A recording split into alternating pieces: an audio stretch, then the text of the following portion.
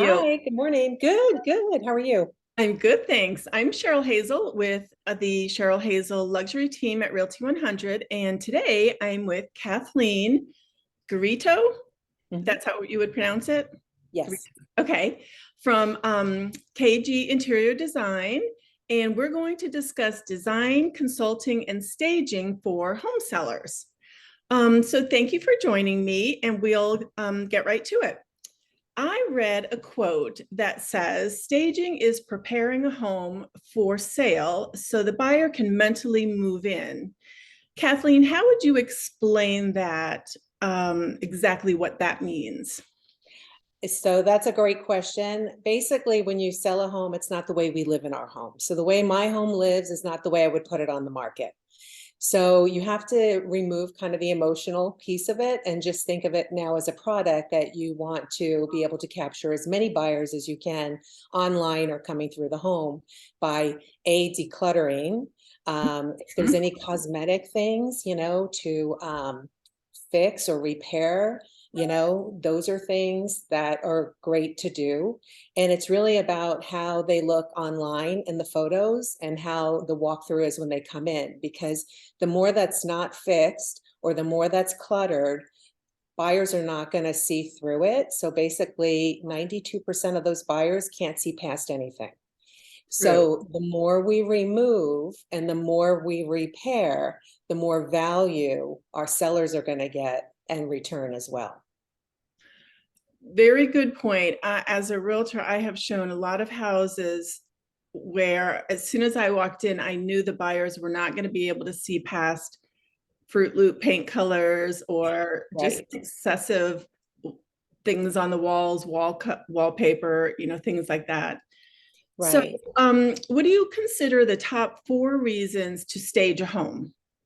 So first of all, I would say they sell a lot quicker. They're on the market in less time. Right. The other thing that I had is they're going to get top dollar. If they look fabulous, they look great, they're going to get top dollar for it. Mhm. They're also going to have multiple offers. If a house doesn't look well or it's not well maintained, people are just going to look at dollar signs saying, oh, I'm going to have to pay $25,000, to do more paint, carpet, and flooring. But if Right. it looks great, it's move-in ready. My other thing, my other big thing, because I've interviewed home inspectors, is when they come in, they get more nitpicky. So when a home is cluttered, a home is not well maintained, they're going to start scrutinizing and digging deep into problems. If a Yes. house looks really great, they're going to look less and think it's well maintained. It's Yes, just, that is exactly correct.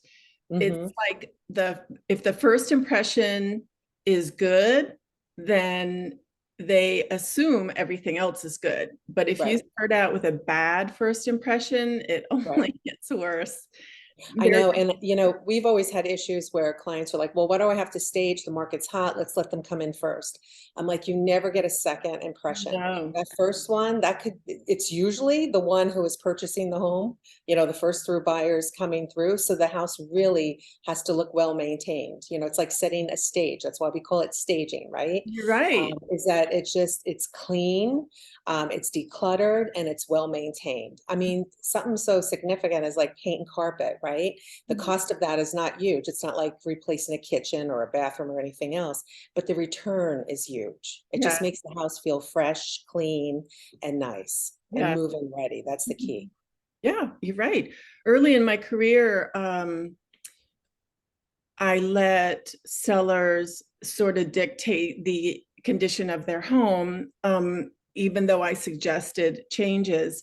And inevitably, we would just chase the market in terms of price reductions. And that doesn't feel good to anybody. And then the opinion of the general public is that something's wrong. The longer it's on the market, the longer it sits, the more the price is reduced, when in Yeah. reality, it might be something very, very simple. It was just that the seller didn't recognize that they needed to do, some prep work before putting the house on the market. And Correct. whether it's inspection or, decluttering or, you know, staging. So I Hmm. know that virtual staging will bring about 77% more showings.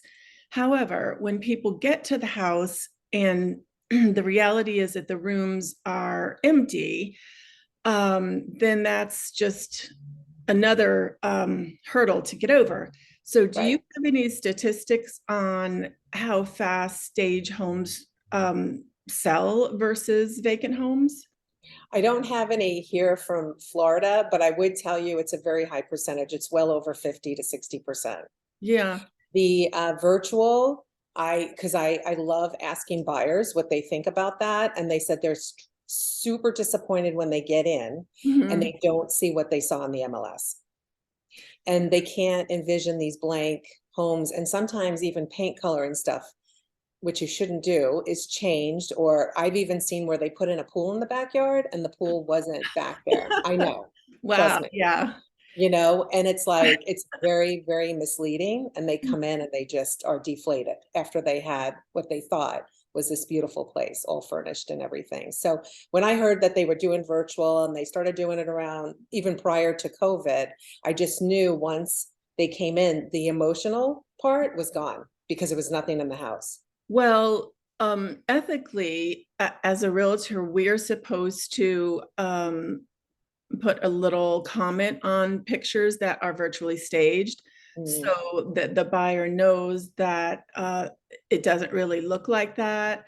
But right, also, our job is to get people into the house because a lot of times a space it feels bigger, looks bigger, or better even than it does online. But correct. typically that is with furniture. So I know I have worked with a lot of buyers who I had to go get a measuring tape out of my trunk because they couldn't even see their bed. Like they were sure that a king size bed wouldn't fit in a bedroom. So we Right, had to, measure it out. And that is probably the majority of people are unable to actually see their own furniture in a vacant space. So right. for you to be Yes. able to come in and Mhm. stage a room so that they can actually visualize their own things in that space is huge, especially Right, as we are heading more towards a buyer's market. right. Yeah. So, what are some of the most important rooms in a home to stage, in your opinion? That's a great question because sometimes, we don't necessarily can sellers afford to do every single room, Right. nor when I stage do I even recommend to do every single room. But I think the first thing is your curb appeal in the front. The front yard should look pristine because that's your first emotional connection. Right. And then I always say, if you open up the door, what is it that you see? And that should be the wow factor, you Mhm. know. And then if there's a great room and a big kitchen, I would recommend to do that as well. The master, depending on the master, if it's really big, maybe too big, and people are kind of, I don't know what to do with all of this, maybe that should be staged, but sometimes the master doesn't have to be. I've worked in masters where they're super tiny Mhm. and yet they're 5,000 square foot homes. And so people are like, well, my whole house is big and now the master's small. So it's really important to scale, to put the right furniture in there so they can see that a lot of pieces actually can fit in that Right. space. That it's big You enough. know. And then Mhm. I usually do kind of like the bathrooms, and then that's it. Secondary bedrooms can either be empty or just nicely made beds, and just decluttered for sure. But it doesn't have to be every space. So what do you think about I know, and this is just kind of off the top of my head. I've noticed a lot lately that people either put inappropriate or no furniture like out by the pool area. Mhm. Is that something that you might consider doing, or do you think that that's unnecessary, or would you rather see no furniture than the wrong furniture? Again, it depends on the space. If it's like got a beautiful pool, the backyard is all done, maybe you don't have to have the added cost to put back there. Right. Maybe it's just a couple of pieces. And then maybe it's not any pieces. My whole thing is just, get the maintenance of the yard, all the foliage, like all the plants and stuff well maintained, and Mhm. adding a couple bags of mulch just kind of revives the soil and stuff and makes it look real fresh. So, those are helpful tips that I always give clients if they can't afford to do maybe some landscaping changes or anything. Just get a fresh coat of mulch on there. Like the Yes, brown mulch is like always the best, and it that's, always makes it look really fresh. yeah. Mhm. Another quote that I read about staging was clutter eats equity. Do you find it hard to get sellers to understand that concept? I don't. And it's the way we deliver the message, right? Because I'm the expert. So, Right. and because I do interior design too, it's about delivery of product and what you're in the best interest for. And I'm always in the best interest of the seller to get top dollar. And I always tell them that. And so it's, always definitely, always say, with always with a positive, and then just tell them in order to get the best value for your home, if you make these minor changes or some of these changes, I know you're going to get great value out of the house. Mhm. I'll also take a look at maybe some homes that are for sale in the area, and see what they look like, just to see what their competition is. And so if Right, we have to bring that up to the seller as well, right. when they see some visuals and stuff, they get that. And Yeah. if they're very motivated, so that's the key. If they're very motivated to sell and they're not kind of going back and forth, they're Mhm. going to do the list that we ask them to do. They'll be very Right. motivated to do it. Yeah, I have done that as well at listing appointments, is opened up my laptop and kind of shown them the interiors of the competition, Mhm. especially if, as I'm looking around, I become concerned about maybe their um, ostentatious taste in Mhm. decor. Right. I have had that in a lot of high-end homes, Mhm. statues and flashy decor that is their taste again, but not Right. probably something that should stay to sell the home. And me being able to come to you as the expert is huge because Right. that's not really my job. Though it's important that I can identify those challenges. Right. Um, so, how do you keep sellers from feeling insulted by the changes that you suggest? I know that kind of piggybacks on, Mhm. a previous question, but is that ever a challenge for you in conversation? No, I think because I've been doing this for so long, you know how to deliver the message, Right, and there's always different situations that the clients are in. So sometimes there's more emotion that they don't want to sell or they don't want to leave or whatever it is. But you really want to, when you're selling a home, you want to show the bones of the home and not the stuff. So you don't want to talk about, oh, I remember that house that had all sculptures, but they're not talking about the beautiful baseboards or the crown molding or the ocean front, right. right? They're talking about the stuff. And so that's where I try to explain to them, by opening this up or getting rid of all of these heavy statues or all these ornate drapes, Mhm. it's really going to open, because one of the number one things that sell homes is light and bright. So if the natural light's coming through the windows and you have lighting and it looks, really light and bright, that's one of the top sellers that sell homes. So that's where I'm just trying to open it up. So this 2,000 square foot house that looks like 900 square foot because it's got so much stuff by Right, decluttering, all of a sudden you're like, boom, this house feels like it's 4,000 square feet now. right. So, and it's just, and what I tell them too is, the best thing you could do is start packing this stuff up now so Yes, that when you call them and say, hey, your house sold, all cash offer, we're like on escrow real fast, right. they're halfway packed up. They're not stressing out. So I try to comfort them at the more you stay ahead of this, packing up each room, the easier it is when you sell your home and you need to, need to leave. So. Yeah. So, and I think I know your answer to this question, but because we're on top of the holidays, what do you suggest about holiday decor in the home? I'm so glad you brought that up because I have a note here. And I feel the pain because I put my house on the market December 1st. Mm, And I knew as a staging company what I should and should not do, but it was also the last Christmas in my house. So yeah. I still wanted to celebrate, and I was having a lot of people over, but what I made sure of is all my photos were taken prior to Christmas stuff coming up. Because Mhm. if my house was still on the market January 1st, I didn't look like I was holiday, you know? Right. And I put very minimal up. I just actually just had the tree up and a couple of maybe poinsettias and stuff and kept it real simple because again, I just decluttered to stage and I don't want to put too much of the holiday stuff in there Right. to for people not to be able to see what you actually have. So you can do minimal, but that was the key here. I was like, take your photos before, because there's nothing worse in January looking at a house and it's got the Christmas tree up or it's just got Well, holiday. let me tell you, last summer, I think it was July, I was looking online for homes for a client, and there was it was over a $4 million listing that still had Christmas trees in the pictures. And I am absolutely positive that the seller was not aware of that. Right. I couldn't believe it. I could, Hmm.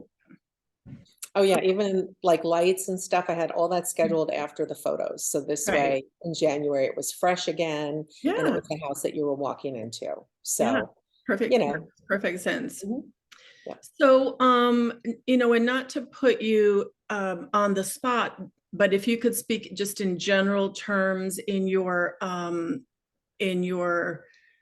area of work, because some people just absolutely have no idea, what can a seller expect to pay for a staging consult Mhm. and um, even to go forward with staging a few rooms.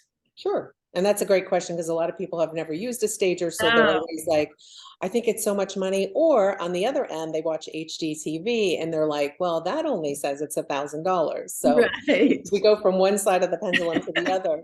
But a consult is great. It's a self-starter. And so that could start at 400 and then it can go up from there. I've had clients when I did the consult bring in flooring. They asked me to bring in paint samples, just so that we can, if they were going to do like minor things in the home, that I was able to guide them by making the right choices, Right. that Gotcha. would enhance and improve the house. Sometimes they want to do all this stuff and I'm like, that's not necessary because you're not going to see the value Mhm. of redoing your entire kitchen. There's things we can do in the kitchen to upgrade it. Maybe it's changing out a countertop and adding a backsplash. And then all of a sudden this kitchen looks like $1 million kitchen.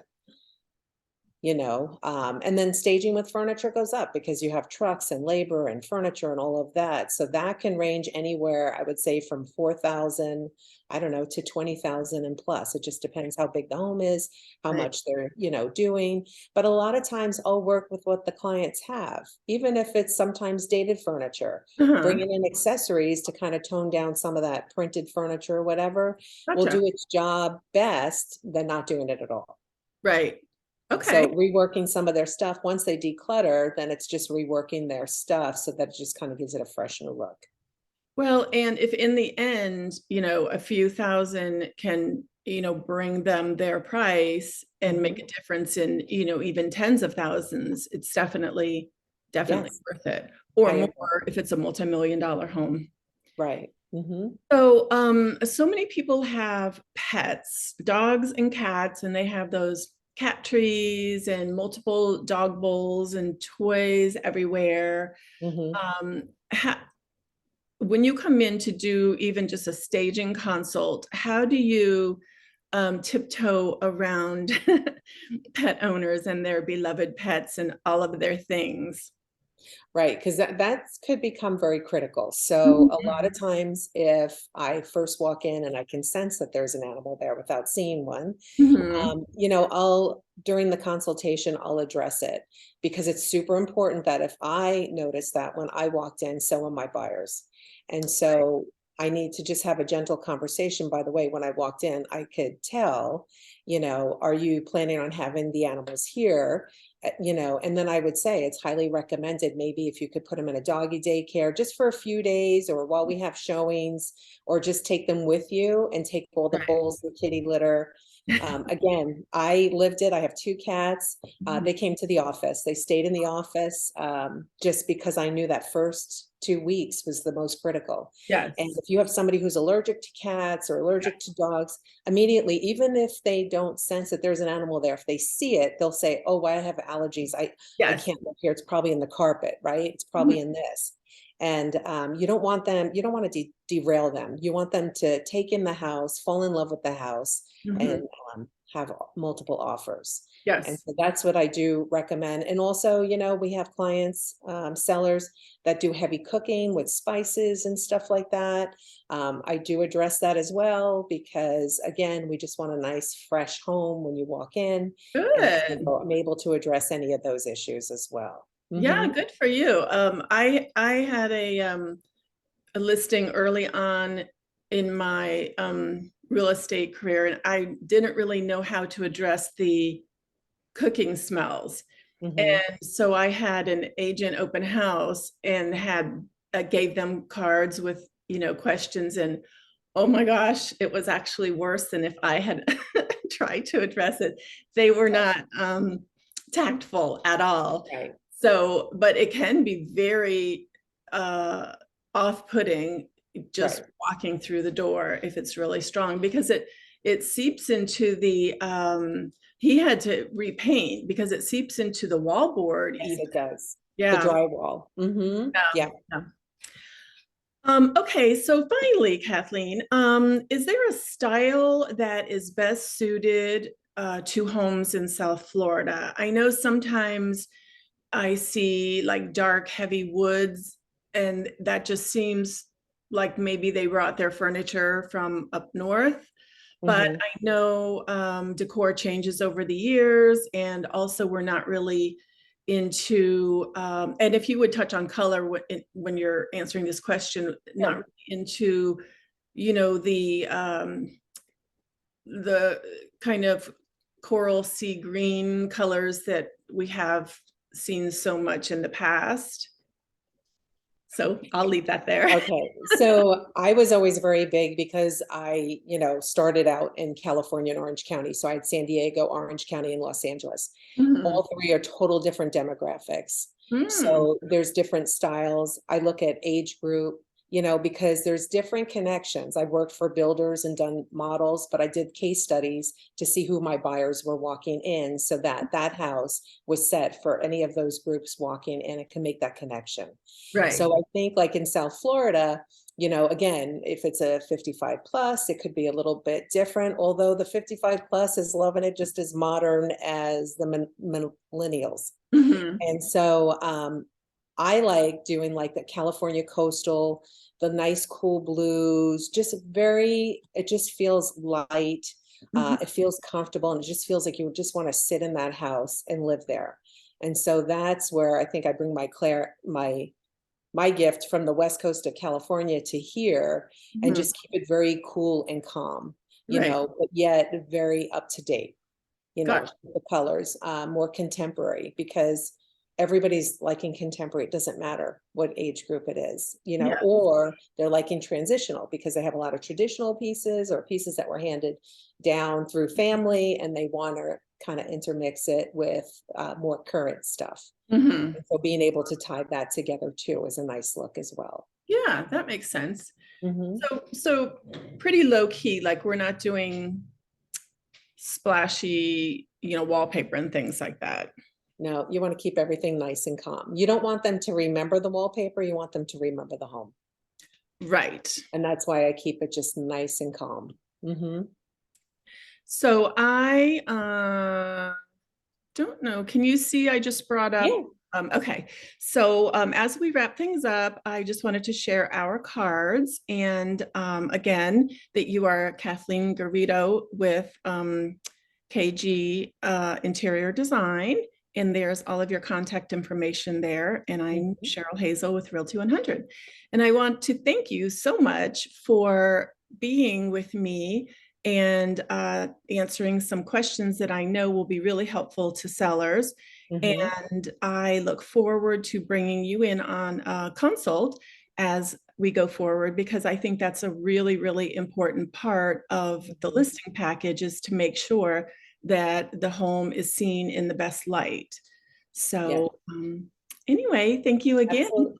Yes, absolutely agree. And thank you so much for having me. I'm very passionate about this conversation. And out of the sellers, I just want them to get the biggest bang for their buck and get top dollar for their homes. Yeah, yeah, Mhm. I agree. Well, thank you, Kathleen, and have a wonderful day, and we'll talk soon. Okay, sounds good. Take care. Okay, bye-bye. Uh-huh.